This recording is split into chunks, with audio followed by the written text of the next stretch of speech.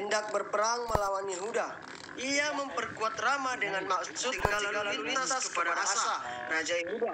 Lalu Asa mengeluarkan emas dan perak dari pembendaharaan rumah Tuhan dan dari pembendaharaan rumah raja dan mengirimnya kepada Ben-Hadad, raja Aram yang diam di Damsyik dengan pesan. Nah, ini pesannya, ada perjanjian antara aku dan engkau, antara ayahku dan ayahmu. Ini kukirim emas dan perak kepadamu. Marilah kita batalkan, atau marilah kita batalkanlah perjanjianmu dengan Baesa, raja Israel, supaya ia undur daripadaku. Lalu Ben-Hadad mendengarkan permintaan Raja Asa.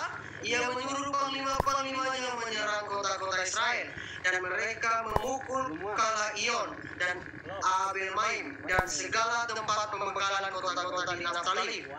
Segera sesudah Baesa mendengar hal itu, ia berhenti memperkuat Rama. Ia menghentikan usahanya itu, tetapi Raja Asa menggerakkan segenap orang Yehuda yang harus mengangkat batu dan kayu yang dipergunakan Baesa untuk memperkuat Rama itu.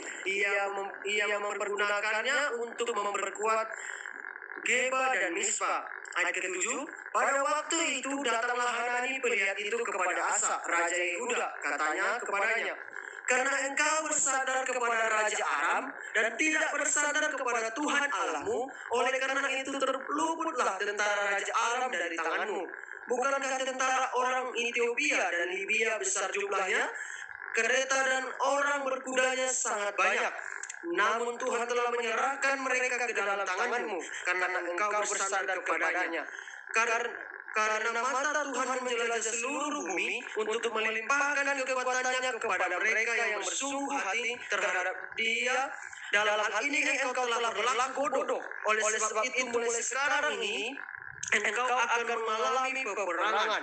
Maka sakit hatilah Asa karena perkataan pelihat itu, sehingga ia memasukkannya ke dalam penjara. Lalu memang ia sangat marah terhadap dia karena perkataan itu. Pada waktu itu Asa menganiaya juga beberapa orang dari rakyat. Sesungguhnya riwayat Asa dari awal sampai akhir tertulis dalam kitab Raja-Raja Yehuda dan Israel. Pada tahun ke-39 pemerintahnya, Asa menderita sakit pada kakinya, yang kemudian menjadi semakin parah. Namun dalam kesakitannya itu ia tidak mencari pertolongan Tuhan, tetapi pertolongan tabib. Kemudian Asa mendapatkan perhentian bersama-sama dengan nenek moyangnya. Ia mati pada tahun ke-41 pemerintahannya dan dikuburkan di kuburan yang telah digali baginya di kota Daud. Mereka memalingkannya di atas petiduran yang penuh dengan rempah-rempah dan segala macam rempah-rempah, campuran yang dicampur menurut cara pencampuran rempah-rempah, lalu menyalakan api yang sangat besar untuk menghormatinya. Amin. Demikian firman Tuhan. Berbahagialah kita yang mendengar dan melakukan kebenaran firman Tuhan ini. Ya, sesuai tadi tema yang saya berikan sejuta, saya akan membahas dulu tentang arti sejuta. Ya, ini bukan berbicara tentang uang ya teman-teman. Sejuta ini bukan berbicara tentang uang ya, atau angka, atau jumlah, atau nominal, tetapi di sini berbicara tentang apa itu sejuta. Dari satu kata terdiri dari 3 kata, yaitu setia, jujur, dan taat. Ya, sudah dibacakan itu lebih tadi. Nah, arti daripada kesetiaan teman-teman sangat luas ya. Setia atau kesetiaan. Kita berbicara tentang kesetiaan, artinya kita harus tetap menaruh kesetiaan atau kesetiaan atau ketetapan ya. Terus tentang kita berbicara tentang kejujuran ya, jujur atau apa adanya. Dan juga kita berbicara tentang ketaatan atau taat. Nah, jadi sebelum saya menjelaskan arti kesejuta ini, saya akan bahas dulu tentang 2 tawaran ini yang kita baca tadi ya. 2 tawaran. Di sini Raja Asa di sini dikasih LAI tulisannya atau perikopnya, perjanjian Asa dengan Aram ya. Pada waktu itu ada perjanjian antara ayah Asa dan Aram ya. Waktu itu dengan ayahnya, dan juga dengan perjanjian antara Asa dan Aram ya. Karena kalau sudah perjanjian antara ayah mereka, berarti juga perjanjian antara anak-anaknya. Nah, ini ada perjanjian ya. Apa itu perjanjian itu? Di sini dituliskan pada tahun ke-36 pemerintahan Asa, majulah Baesa raja Israel hendak berperang melawan Yehuda. Ia memperkuat Rama dengan maksud mencegah lalu lintas kepada Asa raja Yehuda. Jadi Baesa ini adalah raja Israel dan Asa ini raja Yehuda ya. Waktu itu mereka akan memperkuat Rama mereka untuk perdagangan lalu lintas pada saat itu, supaya ketika perdagangan lalu lintas di daerah di Raja Asa tidak terhalang oleh daripada untuk nanti perdagangan kepada Raja Baesa. Tetapi mereka sama satu kali ada perjanjian antara mereka. Lalu Asa mengeluarkan emas dan perak dari pembenaran rumah Tuhan. Nah, di sini nanti kita akan belajar menggali lebih dalam arti sejuta. Ada dua tawaran dan kisah daripada Raja Asa. Kita akan boleh melihat dari pasal-pasal berikutnya, pasal-pasal sebelumnya, ya pasal 18 dan pasal 15. Di situ dijelaskan Raja Asa teman-teman sungguh orang yang setia, ya, sungguh orang yang taat, sungguh orang yang jujur di hadapan Tuhan. Dia dulunya sejuta bersama Tuhan. Dulunya sejuta di hadapan Tuhan.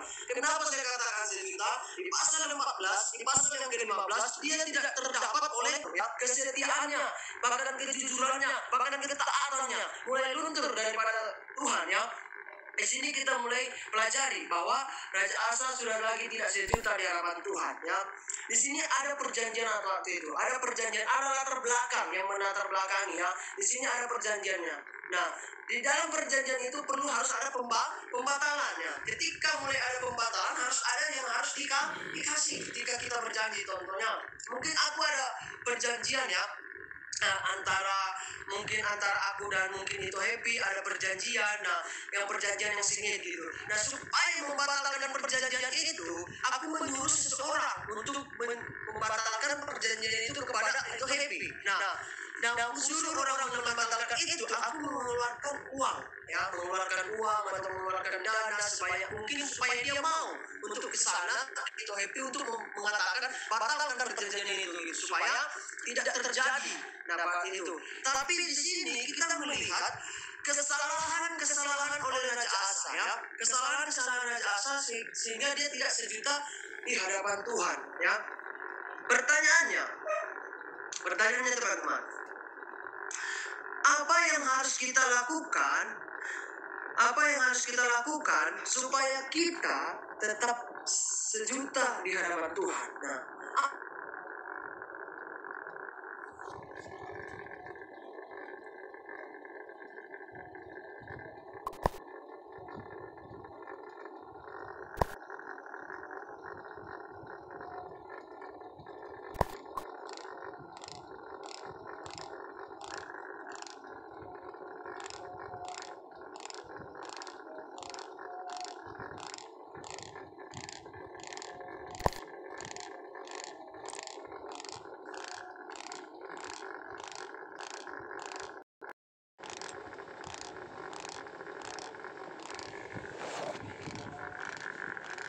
tidaknya, tapi kita lihat di masa lalunya ya, yang sejuta di hadapan Tuhan. Makanya saya katakan tidak di awal yang dilihat, tapi ending. Makanya ada berkatakan kayak gini, happy ending gitu ya, artinya lebih enak di akhir gitu ya, lebih bahagia di akhir. Kadang-kadang orang bilang, oh kamu jalan sama dia ternyata nggak sampai di happy ending gitu ya, tapi di pertengahan gitu ya. Nah, kita mau juga sampai akhir dong happy-nya ya. Seperti nama itu Happy ini. Nah, kita maunya sampai ending happy-nya. Nah, ini juga kita mau sejuta, kita mau taat di hadapan Tuhan sampai ending dong, sampai akhir hidup kita. Tetapi di awal-awal Raja Asa ini sangat setia di hadapan Tuhan, sangat jujur, sangat taat, bahkan dia orang yang luar biasa ketika dia dalam pelayanannya. Tetapi kenapa di endingnya, di akhir hidupnya, dia lagi tidak sejuta di hadapan Tuhan? Nah, ini yang harus kita pelajari. Baik, kita bisa introspeksi diri kita. Apakah kita sejuta di hadapan Tuhan? Nah, kini kita mau bahas apa yang harus kita lakukan supaya kita tetap sejuta di hadapan Tuhan. Yang pertama, tetap setia ya. Ya, tetap itu kembali ya, kita tetap setia. Di dalam bahasa Yunani, dalam bahasa Yunaninya adalah pistos ya, yang berarti adalah orang yang dapat dipercayai ya, orang yang dapat dipercayai. Nanti juga bisa dibuka menurut daripada Matius 6 ayat 24, Matius 25 ayat 21, Matius 25 ayat 23, yang 21 ayat 8. Nanti bisa dibuka ya, tentang di situ tentang kesetiaan semua.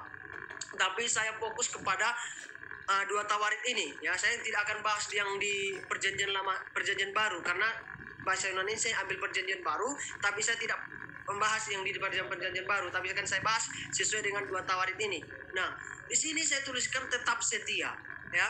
Bagaimana caranya supaya kita tetap sejuta di hadapan Tuhan? Tetap setia. Apapun kondisinya, apapun keadaan kita teman-teman, apapun yang kita alami, tetaplah kita setia di hadapan Tuhan. Sesakit apapun, prosesnya apapun itu, mungkin ada perjanjian, mungkin ada yang harus kita alami, ada proses yang harus kita lakukan, yang kita harus hadapi, kita harus tetap setia di hadapan Tuhan. Sekalipun itu menyakitkan ya, sekalipun kita masih hidup di dalam kedagingan, sekalipun kita masih manusia, menginjakkan kaki di dunia ini, di tanah bumi ini, tapi tetaplah berusaha dengan setia kepada Tuhan. Jangan mau seperti Raja Asa. Nah, kesetiaan dia memiliki masalah. Ketika dia mengalami pergumulan, Raja Asa ini, dia tidak setia kepada Tuhan. Dia tidak mengingat cintanya yang dulu, yang mula-mula itu. Dia tidak mengingat bahwa dulunya dia sangat setia kepada Tuhan. Dia sangat antusias kepada Tuhan. Bahkan patung-patung penyembahan berhala dia bakar habis, dia musnahkan semuanya. Karena apa? Itu tidak berkenan di mata Tuhan. Tetapi ketika ada di ayat 16, ketika Asa mulai memiliki masalah, kenapa lagi dia tidak setia kepada Tuhan? Satu kesalahan dia tidak datang kepada Tuhan. Dia apa? Dia malah mengandalkan kekuatannya. Di sini dikatakan apa? Lalu Asa mengeluarkan emas dan perak dari pembenaran apa? Rumah Tuhan loh. Dia bahkan nggak ambil dari bendaran raja. Mungkin ada di sini dikatakan juga emas dan perak dari rumah Tuhan dan pembenaran raja. Ya mungkin itu masuk akal, logika ya. Karena kepentingan dia sendiri diambil dari pembenaran raja, kerajaan. Bisa. Karena itu kan akan sesuai dengan kebutuhan dia, sebuah kerajaan. Nah, tapi ini apa dituliskan di sini? Pembenaran rumah Tuhan diambil. Kasnya istilahnya, kalau kita tarik ke sekarang ini, kas gereja yang diambil ya, persembahan-persembahan atau perpuluhan-perpuluhan yang sudah dikumpulkan menjadi kas gereja, itu yang diambil untuk apa? Melakukan kepentingan sendirinya. Nah, dia tidak sadar diri, dia lupa bahwa dia bisa mengandalkan Tuhan. Kenapa enggak dia ingat dulu? Oh ya, dulu aku bisa mengandalkan Tuhan. Bahkan yang berlaksa-laksa, beribu-ribu tentara, bahkan kereta kudanya bisa dia kalahkan, dia taklukkan. Kenapa? Dia bersama dengan Tuhan. Nah, ketika di pasal 16 ini, masalah sekecil itu dia tidak bisa hadapi. Dia malah apa? Mengandalkan kekuatannya, mengandalkan kemampuannya, mengandalkan uangnya. Nah, apakah kita seperti itu, teman-teman? Apakah kita setia di hadapan Tuhan? Ketika kita mengalami problema, ketika kita mengalami masalah, sebesar apapun masalah kita, sekecil apapun masalah kita, apakah kita ingat Tuhan? Apakah kita datang kepada Tuhan? Atau mengandalkan kekuatan kita? Atau kita mengandalkan manusia? Atau kita mengandalkan kehebatan kita, kemampuan kita? Apapun itu tidak berguna di mata Tuhan. Karena semua itu pemberian daripada Tuhan. Alangkah baiknya kita ingat bahwa kita butuh Tuhan, ya. Kita belajar daripada Raja Asa. Ketika dia memiliki masalah, dia tidak lagi setia kepada Tuhan. Dia lupa bahwa Tuhan selalu ada beserta dia. Nah, di sini dakwaan di ayat ketiga tadi, biar dia undur daripada aku, seakan-akan supaya musuhnya atau lawannya kalah daripada dia dengan uangnya tadi, dengan kekuatannya tadi, ya, supaya lawannya tadi undur daripada dia dengan kekuatan tangannya. Nanti kita lihat selanjutnya apa yang terjadi dengan Raja Asa yang sudah kita baca juga tadi. Ayat keempat, lalu Ben-Hadad mendengarkan permintaan Raja Asa. Dia menyuruh, ketika dia memerintahkan itu dan ketika dia mengeluarkan emas dan perak tadi, lalu Ben-Hadad mendengarkan dan menuruti perkataannya. Kenapa? Karena sudah mendapatkan uang, karena sudah mendapatkan emas dan perak. Akhirnya ya dia mau menuruti dong, ya, maunya mengikuti keinginannya karena sudah dikasih uang, ya, karena sudah dikasih imbalan, ya, sehingga musuh-musuhnya tadi terpukul kalah habis, ya, terpukul kalah, bahkan memukul kalah Ion dan Abel Maim, dan segala tempat pembekalan di kota-kota Naftali. Nah, artinya terpukul kalah semua. Karena apa? Sudah dibayar, ya, sudah dikasih uang emas dan perak. Dia menyuruh orang supaya dia undur daripadanya. Nah, ketika sesudah Bahesa mendengarkan hal itu, ia berhenti memperkuat ramanya. Ia menghentikan usahanya itu. Karena apa? Sudah mendapatkan uang. Tetapi ayat ke-6, tetapi Raja Asa menggerakkan segenap orang Yehuda yang harus mengangkat batu dan kayu yang dipergunakan Bahesa untuk memperkuat Rama itu, menggunakan untuk memperkuat Gabadan Mispanya oleh Raja Asa. Nah, inilah ayat yang kedua dan sampai ayat yang ke-6, ketidaksetiaan Raja Asa pada Tuhan.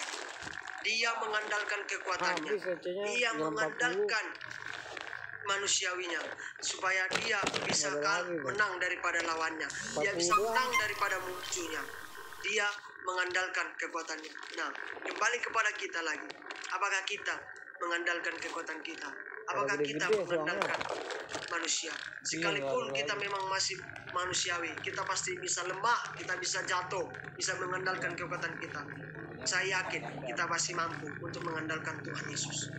Nah, yang kedua, apa yang harus kita lakukan supaya kita tetap setia, supaya kita tetap sejuta di hadapan Tuhan? Yang kedua adalah tetap jujur, ya, tetap jujur. Di situ juga lagi, ya, tetap jujur.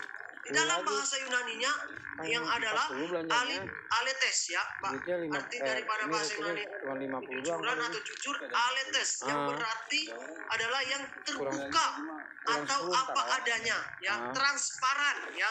Itu arti daripada aletes, ya, apa adanya, terbuka atau transparan. Nah, di dalam kehidupan kita, saudara-saudari, kita juga perlu di dalam keterbukaan, perlu di dalam apa adanya, nggak usah ditutup-tutupi, ya, nggak usah kita pakai topeng, ya, nggak usah kita bermata dua, ya, nggak usah kita cari-cari pembelaan, cari-cari muka, nggak perlu, ya. Kita harus apa adanya, bahkan kita benar-benar terbuka di hadapan Tuhan, jujur, sampaikan apa adanya. Ketika kita memiliki mungkin problema, masalah, pergumulan, segala macam, apapun itu dalam keadaan kita, ketika kita menghadapi masalah, terbuka di hadapan Tuhan, kasih tahu terus terang di hadapan Tuhan. Jangan bertele-tele, nggak usah berbohong, ya, nggak usah bergabus, ya, sama Tuhan. Tapi ketika kita terbuka sama Tuhan, pasti Tuhan dengar doa kita, pasti Tuhan dengar apa yang kita butuhkan. Tetapi unang jotong, ya, jangan juga karena ada butuhnya, ya, jangan juga karena ada maunya, ya, datang kepada Tuhan. Dia terbuka, Tuhan au songonon, Tuhan au butuhon, Tuhan lemaju dia sudah. Tapi selama ini nggak datang kepada Tuhan, ya, selama hidupnya ia jauh daripada Tuhan. Tetapi ketika dapat pergumulan, ketika dapat masalah, problema, pekerjaan nggak ada, dipecat, di PHK, mungkin segala macam, dia baru datang kepada Tuhan. Tetapi ketika dia mulus-mulus saja jalannya, diberkati waktu itu, ya, di ayat 2 tadi tentang kejujuran, Raja Asa tidak lagi jujur ketika dia mengambil pemeran rumah Tuhan, ya, ayat 2. Nah, kejujuran itu, ketidaksetiaan Raja Asa itu di ayat 7, ya, ayat 7, tapi tidak apa-apa.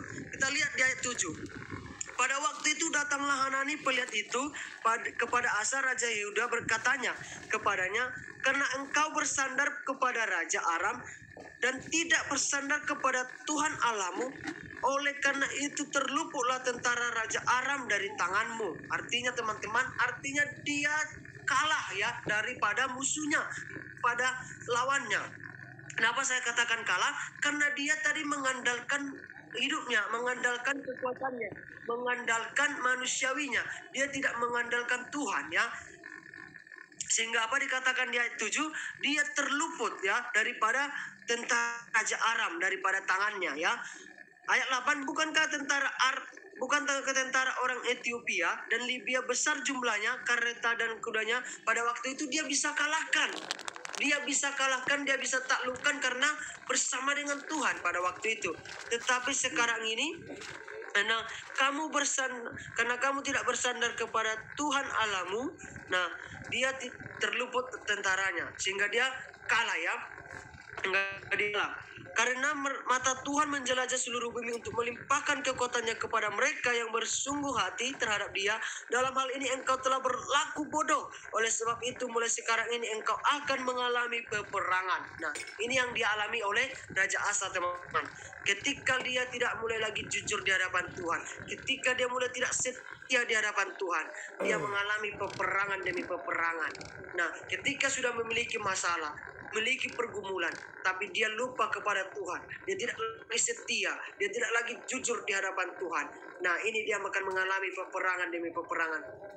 Oleh karena Pelihat itu, ya, ditegur oleh Pelihat Nabi Hanani, ya, pada waktu itu. Karena apa? Nah, Tuhan masih menegur dia, Tuhan masih mengasihi dia. Ketika Tuhan melihat dia, oh, anakku sudah jauh daripadaku, sudah melenceng daripadaku, aku akan tegur. Ketika diberikan Nabi Hanani Pelihat itu untuk menegur dia, apa dikatakan di situ?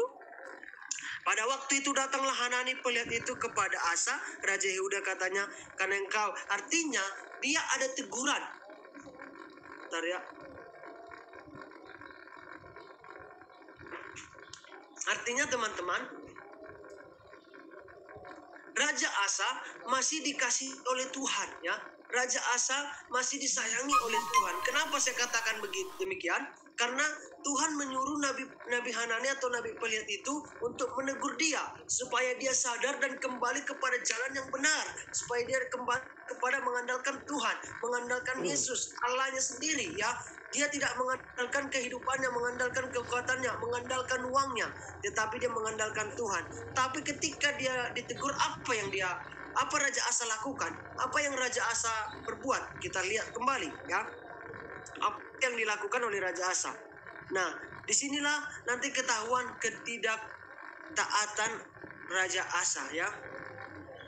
Di ayat selanjutnya, di sini katakan, maka sakit hatilah Asa karena perkataan Pelihat itu, sehingga ia memasukkannya ke dalam penjara, sebab memang ia sangat marah terhadap dia karena perkara itu. Pada waktu itu Asa menganiaya juga beberapa orang dari rakyatnya. Nah, ketika Tuhan masih menegur dia dengan melalui Nabi Hanani itu, dia tidak sadar, teman-teman. Saudara-saudara, dia tidak sadar dan dia tidak bertobat kembali kepada Tuhan. Melainkan apa? Dia semakin menjadi-jadi. Bang dia aniaya, katanya di situ apa dikatakan? Sakit hati Asa dan karena perkara Pelihat itu, sehingga ia memasukkannya ke dalam penjara, teman-teman. Sangat sadis, ya. Ketika dia ditegur, ketika dia dinasihati, dikatakan, ini loh kamu salah, kata Tuhan, ini loh kamu dulunya ke gini, kenapa sudah berubah, katanya. Tapi dia apa? Malah sakit hati dan mempenjarakan Pelihat itu sendiri. Bahkan selain dia memenjarakan Nabi Hanani, dia juga menganiaya sebagian daripada rakyat. Wow, semakin berubah, semakin parah, teman-teman.